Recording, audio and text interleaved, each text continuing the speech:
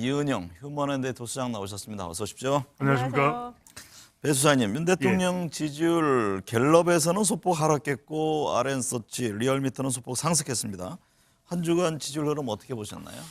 네, 내려간 조사도 있고 또 올라간 조사도 있습니다. 네. 그래서 일각에서 이야기한 대로 예상을 하는 대로 이 엑스포 불발에 대한 여파가 클 것이다라는 건 실제 지지율에 미치는 영향은 뭐 크지는 않았어요. 네. 그래서 우리 시간을 통해서 MBN 시사 스페셜을 통해서도 분석을 해드렸지만 유치를 못했을 때 지지율에 미치는 영향은 제한적일 것이다, 크지 않을 것이다. 하지만 유치하게 되면 적게는 한 3%포인트, 크게는 한 5%포인트 지지율의 상승 효과가 있을 것이라는 말씀을 드렸는데 여전히 박스 큰 상황인데 화면에서 보시듯이 올라간 조사 결과도 있는 걸 보면은 네.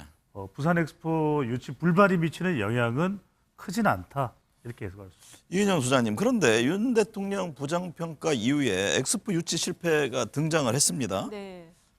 방금 이제 배 수장님은 큰 영향을 주지 않은 것으로 분석을 했는데 그럼 이게 아직 덜 반영이 된 겁니까? 아니면 향후 추이를 좀 더 봐야 되는 겁니까? 제가 보기에는 조금 덜 반영된 것도 있는 것 같아요. 왜냐하면 이 갤럽 자료에서만 이 이제 그 하락폭이 나타났고 그 전에 나온 조사들은 ARS 조사인데 상승폭이었거든요. 근데 그 상승한 이유는 그 엑스포 유치를 혹시 하지 않을까 약간의 그런 기대감이 좀 반영돼서 저는 상승한 거로 보고 있고요. 갤럽 자료가 하락한 거는 이제 이게 반영이 됐는데 그 부정평가 내용에 보면은 국고재정 낭비가 2%, 그다음에 부산 엑스포 유치 실패가 또 1%, 외교가 14%가 이렇게 나와 있어요. 그래서 이런 것들이 다 엑스포 유치 실패 사안으로 본다면 이게 지금 완전히 반영이 안 됐고 지금 보고에 대한 논란도 같이 나타나고 있거든요. 네. 그래서 개각도 이루어진다고 하고 대통령실도 이제 수석 체계로 변환을 했지만 실제 이제 대통령에 대한 보고가 지금 저 허위 보고 내지는 과장 보고가 있는 것이 아니냐라는 문제 제기가 계속되고 있어서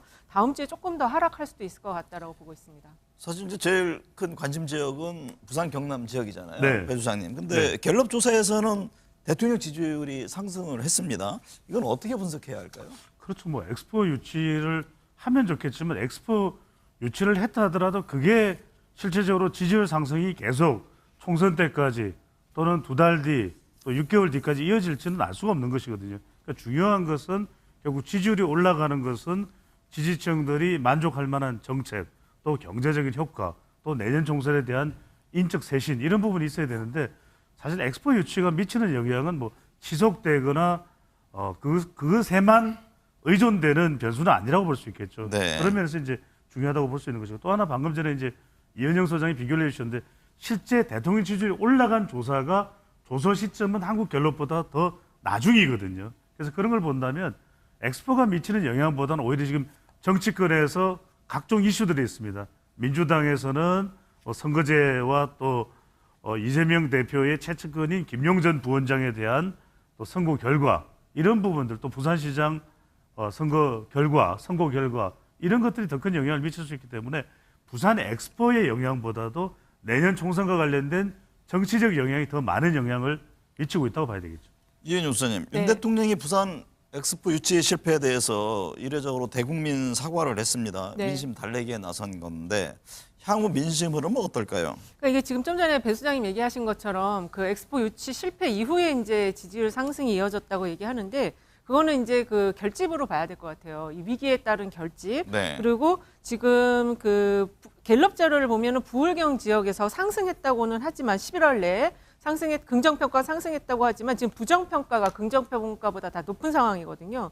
그래서 실제 이제 엑스포 유치 실패가 부산에서의 미치는 영향력이 굉장히 크다. 그리고 지금 엑스포 유치에 따른 그 인프라의 시설들을 좀 당겨서 계획을 다 세워놨는데 그런 것들이 지금 다 어그러져서 그래서 대통령이 바로 사과할 수밖에 없었다. 이게 지금 부울경 지역만 해도 500만 표 가까이 되거든요. 그래서 빨리 사과를 했었던 것이 아닌가 이렇게 좀 보고 있습니다.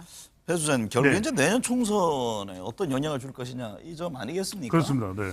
부산 엑스포 유치 실패, 총선 민심에는 어떤 영향을 줄까요? 뭐 제한적일 것 같아요. 네. 별로 없을 것 같아요. 왜냐하면 워낙 우리 선거 관련된 영향은 역동적이라서 어제 변수 다르고 모레 변수 다르고 2주일 뒤에 변수가 다르기 때문에 이보다는 이제 이런 변수가 더 중요하겠죠. 과연 부산에 대해서 그렇다면 어떤 접근을 하느냐, 메가 부산 또는 메가 시티적 접근을 하느냐, 또 하나 이제 정치적 변수도 중요한 것이 과연 PK 지역의 중진들의 불출마나 험지 출마 같은 희생이 또 나오느냐 이런 부분들이 사실 정치적으로는 더 크게 영향을 미칠 수가 있는 부분이라고 네. 봐야 되거든요. 그래서 실제 뭐 엑스퍼가 미치는 영향, 제가 그래서 우리 시사 스페셜에 말씀드렸습니다. 유치를 못하면 지지율에는 큰 변화가 없을 텐데 유치하면은 3에서 한 5%포인트의 상승 변화가 있을 수는 있을 것이다 네. 라는 전망을 이미 해드린 바가 있었죠. 이은영 소장님, 네. 국민의힘 혁신위를 둘러싼 당내 갈등이 커지고 있습니다. 인요한 혁신위원장이 공천권을 달라고 했고 당내 반응 냉담한데 네. 국민의힘 상황에 대한 여론 흐름은 어떤가요? 그러니까 지금 현재 그 정당 지지율을 보면은 큰 변화가 없이 유지되는 흐름으로 나타나고 있고 민주당과 비교하면은 상당히 좀 낮은 흐름을 가져가고 있거든요. 이 12월 안에 그 분당이 될 경우 그리고 이 분당의 원인이 지금 혁신위를 둘러싼 이 갈등으로 인해서 만들어지게 된다면 상당히 지금 여론 흐름이 악화될 가능성이 있고 좀 전에 말씀드린 것처럼 부울경 지역은 이미 대통령 긍정평가보다 부정평가가 더 높아요. 이게 정당 지지율에도 상당히 영향을 줄 수 있을 거라고 보여지거든요. 신당 창당과 맞물리면서. 그래서 그 인요한 혁신위는 이미 이제 그 임기를 다 완료를 하고 이제 소멸의 시기로 들어갔고 그에 따른 이제 그 공관위가 현 대표 체제에서 구성이 될 건지 아니면 네. 대통령을 중심으로 한 쪽에서 구성이 될지가 또 굉장히 큰 흐름의 변화를 줄 것 같습니다. 배 소장님, 네. 사실상 혁신위가 조기 해체 수순을 밟을 것이다 이런 전망들이 많은데요. 예. 혁신위 활동에 대한 여론은 어떻게 나타나고 있습니까? 그래서 이제 혁신위 활동이 얼마나 성과를 올렸느냐에 대한 부분은 온도차가 있을 것 같아요. 왜냐하면 네. 긍정적인 평가도 있고 부정적인 평가도 있을 텐데 결과적으로는 이 혁신이 성과를 내려면 화답이 있어야 되는 것이거든요. 응답이 있어야 되는 것이거든요. 근데 중요한 건 몇 가지만 포인트를 짚어주시면 결국 인요한과 김기현 두 사람 중에서 그래도 지지층들은 어디 쪽에 무게를 실느냐? 인요한입니다. 그 다음에 또 중도층이나 무당층이나 또는 수도권이나 2030 MZ세대는 중진들의 불출마, 험지 출마에 대해서 긍정 여론이 더 높아요. 그러면 결과적으로는 김기현 대표가 계속 대표 체제를 유지하는 듯한 행보를 하지만 이렇게 해서 내년 총선에 이 경쟁력이 견인되겠냐? 어렵다고 보는 거죠. 그렇다면 혁신위 활동은 저물어 갑니다. 하지만 김기현 대표와 지도부의 결단은 또 한편 또 동시에 불가피해 보인다고 봐야 되겠죠. 이은영 소장님, 네. 미디어 토마토 조사를 보니까 국민의힘 총선 승리에 도움이 될 간판 인사로 한동훈 장관 30.6%, 이준석 전 대표가 20.7%를 차지했는데요. 이 어떤 점을 상징합니까? 그러니까 이게 약간 이제 그 전체 당 지도부도 있고 여러 명 있잖아요. 그렇습니다. 전체 값으로 볼 때 뭐 원희룡, 김기현 이렇게 두 당에서 이제 앞으로 향후 중요한 역할 하실 분들도 다 같이 넣어서 조사를 했지만 이 두 사람으로 이제 좀 압축이 되는 거는 아무래도 세대 교체의 의미도 좀 있는 것 같고요. 그리고 이거를 이제 그 국민의힘 지지층으로 봤을 때는 한동훈 장관이 63.7%로 거의 압도적으로 나옵니다. 이준석 대표는 국민의힘 지지층에서는 8.6%밖에 안 나왔거든요. 근데 이게 세대나 지역으로 보면 가장 중요한 그 세대는 2030 세대, 그다음에 지역은 서울이라고 볼 수 있을 것 같은데 여기서는 지금 한동훈 장관과 이준석 전 대표가 엇비슷하게 가져가요. 그래서 여기에 이제 민주당의 세력, 민주당 지지 세력까지 같이 다 놓고 본다면 국민의힘이 오히려 중요한 세력들을 지금 이준석 전 대표 쪽으로 뺏기고 있다. 이렇게 좀 해석할 수 있고 그래서 국민의힘 지지층 안에서 이렇게 한동훈 장관에 대한 지지가 높아도 확장성의 영역에서는 민주당 이준석 전 대표 쪽으로 이게 같이 또 경쟁을 하게 되다 보니까 확장성이 조금 떨어질 수 있다. 이렇게 좀 해석할 수 있을 것 같습니다. 배종찬 소장님, 네. 민주당 선거제 개편을 두고 충돌하고 있습니다. 병립형이냐 준연동형이냐 의견들이 분출하고 있는데요. 네. 선거제 개편에 대한 여론은 어떻게 나타나고 있나요? 그래서 이제 여론 화면으로 바로 이제 분석을 해드릴 텐데 결론상으로는 민주당은 병립형 선택 가능성이 점차로 높아질 것 같아요. 왜냐하면 일단은 화면을 먼저 보십시오. 우리가 이제 여론만 놓고 보면 준연동형과 완전 연동형을 합하면 연동형이죠. 연동형이 46.6입니다. 병립형보다도 13%, 13.4%포인트 더 높은데 두 번째는 뭐냐면 지금 민주당 내에서도 이탄희 의원 플러스 70여 명은 준연동형이에요. 네. 또 위성정당 금지입니다. 그다음에 이낙연 전 대표도 지금 아주 또 광풍 행보를 하고 있는데 이낙연 전 대표도 연동형입니다. 이렇게 얘기를 하고 있거든요. 그렇다면 연동형입니다. 그런데 가장 지금 당에 많은 영향을 줄 수 있는 인물은 누구냐면 이재명 대표인데 멋지게 잘 썼는데 지면 뭐합니까? 이게 이제 이재명 대표의 유튜브를 통해서 했던 발언이거든요. 그 이야기는 뭐냐면 이재명 대표는 그래도 이겨야 된다. 내년 총선에서 이기려면 병리평으로 가야 된다. 왜? 연동형 하면 국민의힘도 위성정당 만들 테니까. 그래서 저는 이재명 대표의 의중 가장 클 수밖에 없기 때문에 여론이 뭐 이렇게 나와도 또 당내에 한 2탄이 플러스 70명이 그렇다 하더라도 병리평적으로 점차 가까워지고 있을 것으로 보입니다. 이은영 소장님, 네. 선거제 개편에 따라 각 당 의석수 차이가 날 텐데요. 선거제 개편 여부와 결과에 따라서 총선 지지율, 민심에 미칠 영향은 어떨까요? 일단은 이제 그 연동형이냐 병립형이냐에 따라서 그 군소 정당이 가져가는 의석수는 크지는 않은 것 같아요. 어느 제도를 쓰더라도 5석 이내에서 그냥 배분이 되는 형태가 나타나고 중요한 거는 이제 병립형일 때 국민의힘보다 민주당이 한 5, 6석 이상 더 가져가는 걸로 시뮬레이션 상에는 그렇게 나왔거든요. 그리고 연동형일 때 국민의힘만 그 위성정당을 만들고 민주당이 안 내는 경우에는 뭐 민주당이 안 내는 경우에는 거의 다 민주당을 지지하는 표는 사표가 되니까 국민의힘이 압도적으로 다 가져가는 흐름이 되고요. 둘 다 위성정당을 낼 경우에도 민주당이 병립형만큼 앞서는 그런 의석수가 나오는 걸로 한 5, 6석 이상 가져가는 걸로 나와서 시뮬레이션 결과는 현재 이렇거든요. 근데 이제 실제 투표 어떻게 될지는 모르지만 이 상황이면은 민주당 입장에서는 병립형으로 가는 게 가장 그 득실을 따져봤을 때는 높기 때문에 지금 고민을 하고 있는 상황이 아닌가 싶습니다. 네. 신당에 대한 관심이 여전히 뜨겁습니다. 이준석 전 대표와 조국 전 장관이 신당을 창당할 경우 민주당이 더욱 타격을 받을 것이다 이런 조사가 나왔는데 그 이유는 뭘까요?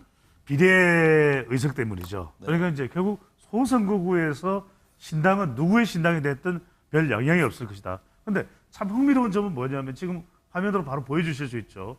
이준석 신당을 이야기하든 아니면 조국 신당을 이야기하든 심지어는 오늘 뭐 자료를 보여드리지는 못합니다만 송영길 신당을 이야기하든 다 비슷해요.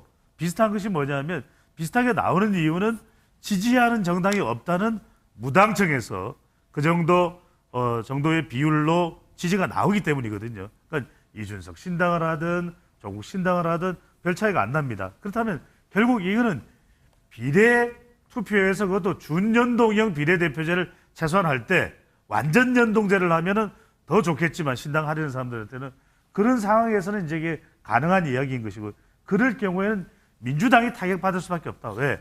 소선거구제에서는 이준석 신당이 미치는 영향은 제한적. 또 조국 신당의 경우에는 왜 그러냐면 조국 신당이 나오면 이건 소선거구제를 떠나서 이제 호남 같은 데서 영향을 받을 수가 있습니다. 네. 또 PK 지역에서도 또 아주 민주당의 강성 지지층, 강성 친문 지지층에 영향을 받을 수 있기 때문에 이런 부분이 지금 선거제 개편으로 인해서 골머리를 앓고 있는 민주당에게 영향을 줄 수 있는데 이런 이유 때문에라도 민주당은 점점 더 병립형 쪽으로 갈 확률이 높을 것으로 보입니다. 이은영 소장님, 네. 이낙연 전 대표, 조국 전 장관, 송영길 전 대표가 신당 창당 가능성을 시사하잖아요. 네. 실제 이루어질 수 있을지, 만에 하나 창당이 됐을 경우에 영향력은 어떨까요? 일단 지금 이 여론조사 설문 구조를 좀 잘 보셔야 되는데 신당 창당과 관련해서 그 이준석 신당과 그다음에 뭐 조국이나 송영길이나 이런 이낙연 신당 아직 조사를 안 해봤는데 조국이나 송영길 신당을 같이 놓고 조사를 하질 않았어요. 그래서 그 신당이 가져간 특히 이제 민주당 계열의 신당들이 가져가는 그 사이즈는 이준석 신당과 같이 놓지 않은 상황에서 8에서 한 13% 정도의 그 규모를 갖고 있거든요. 그래서 누가 나오든 한 그 정도 범위 안에서 신당을 지지한다. 그리고 이 신당을 민주당 계열에서 나오는 신당은 주로 40대, 50대 호남 계열에서 지지를 많이 하기 때문에 그래서 그 정도 사이즈가 나오는데 제가 볼 때 이제 진짜로 창당을 할 것이냐 요거는 창당을 할 것처럼 가장 많이 보이는 게 송영길 전 대표이고요. 그다음에 네. 조국 전 장관, 그다음에 이낙연 전 대표 이런 순인 것 같아요. 그래서 그 신당 창당 가능성은 이제 실제로 자기가 힘을 갖고 있느냐, 지역에서 지지세를 갖고 있느냐를 봤을 때 이낙연 전 대표 쪽이 좀 가장 좀 약할 것으로 보여지고 송영길 창당이 가장 좀 강할 것으로 저는 보고 있습니다. 배 수장님, 네. 이준석 전 대표는 신당을 만들면 종로 출마 희망자가 있다 이런 얘기를 했잖아요. 예. 정치 1번지라고 불리는 종로. 이준석 신당 영향력 어떻게 될까요? 그든 말씀드렸습니다. 소선거구제에서는 빚을 발휘하기가 힘들다. 그 이야기는 지역구는 뭔가 성과를 내기 어렵다는 거죠. 네. 그런데 왜 그러면은 이준석 전 대표가 그걸 모를 리 없는 사람이 종로 이야기를 하냐. 이게 뭐 유관전입니다. 유관전이 뭐냐면 유권자 관심 전략.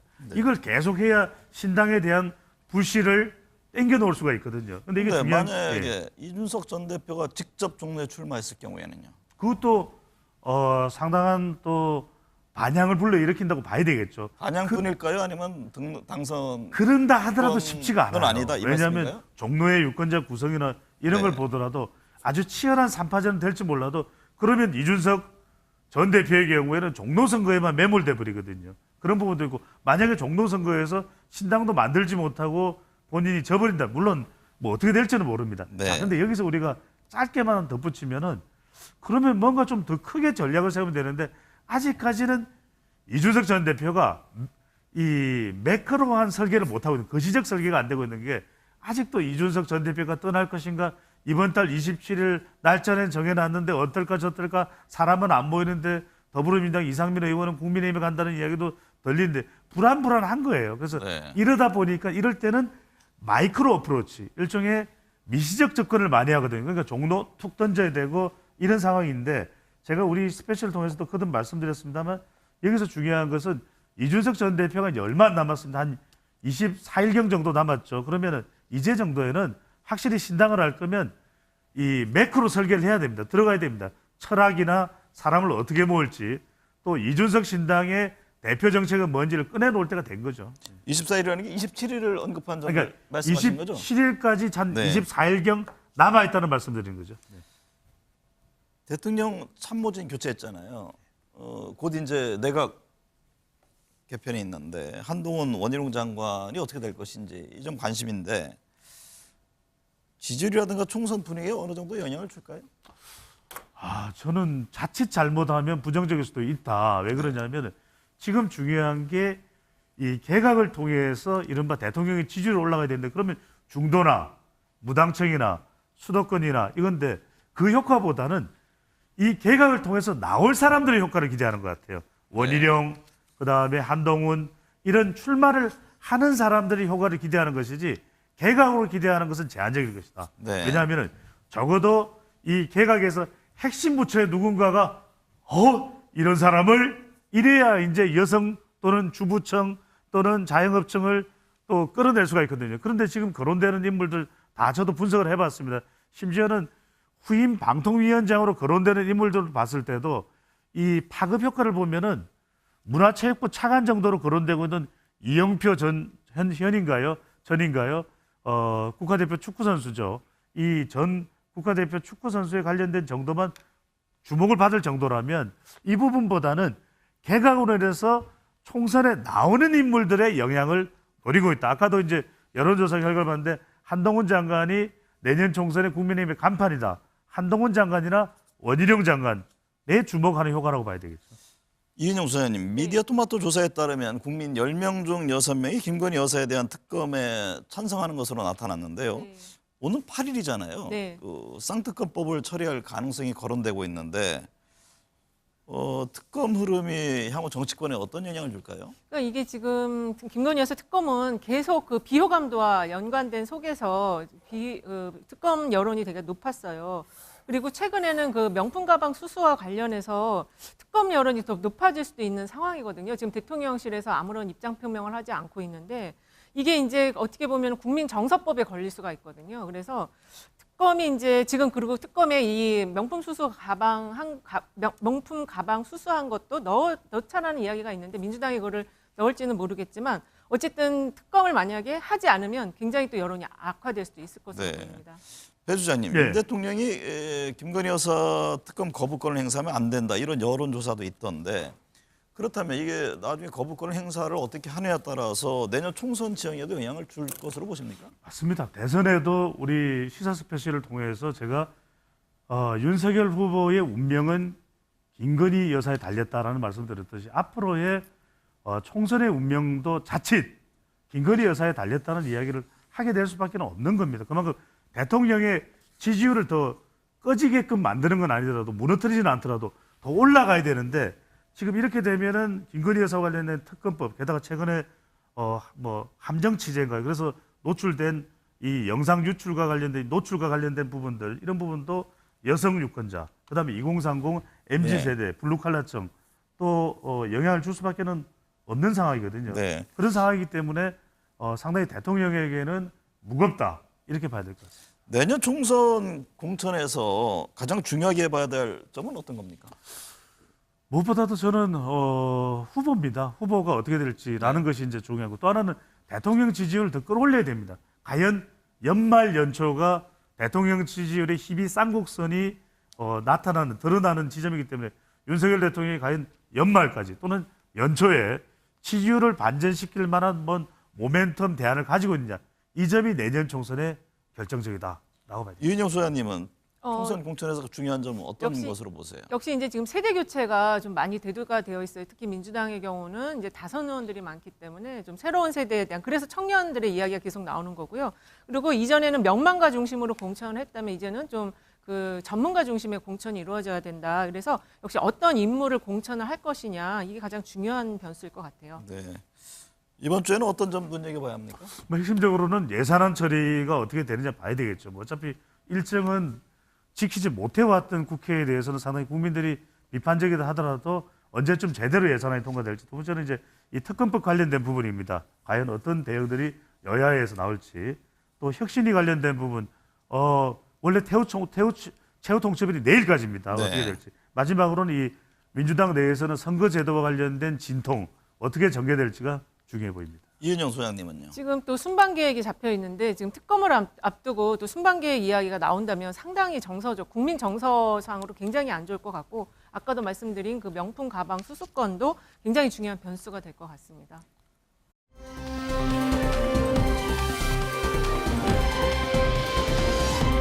2030 세계 박람회 부산 엑스포 유치 과정에서 드러난 난맥상은 많은 시사점을 줍니다. 유치 실패보다는 외교력과 정보력 부재에 대한 문제에서 특히 그렇습니다. 정부는 막판까지 대역전극과 박빙 승부를 강조했고 결과는 사우디아라비아 119표 대 한국 39표로 완패입니다. 국격과도 너무나 동떨어진 수치입니다. 어쩌다 이렇게 잘못된 정보가 유통됐고 그 원인과 책임은 어디에서 비롯된 건지 짚어봐야 합니다. 단순히 덮고 넘어갈 사안이 아닙니다. 터무니없는 정보와 판세 분석이 만약 국가 안보와 관련된 것이었다면 과연 나라가 어찌 됐겠느냐는 지적을 뼈아프게 새겨 들어야 합니다. 시청해주신 여러분 감사합니다.